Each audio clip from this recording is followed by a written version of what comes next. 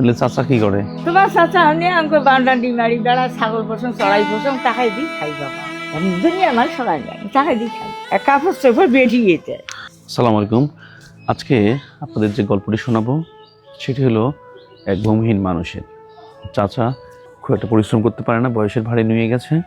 চাচি গরু, ছাগল, হাঁস, মুরগি এসব পুষে সেখান থেকে যতটুকু টাকা আসে সেটা দিয়েই চলে। ওইদিকে 2-3 ছেলে থাকেন, এনারা তাদের মাঝেই থাকে, নিজেদের কোনো জমি নেই, অন্য জায়গায় আছেন। আপনারা সবাই এদের জন্য দোয়া করবেন। আজকে 500 পরিবারের মাঝে সেহরি বিতরণের 9ম দিন এবং আমরা 9 জনকে দেব, তারই প্রথম জননী। আপনারা সবাই দোয়া করবেন। ওনার কথা তো শুনলেনই, আসুন ওনার সবাই সবার পাশে দাঁড়াই। যারা এখনও ফলো করেননি আমাদের ফলো করুন, দেখবেন এইভাবে ভালোবাসায় সমাজটি বদলে যাবে।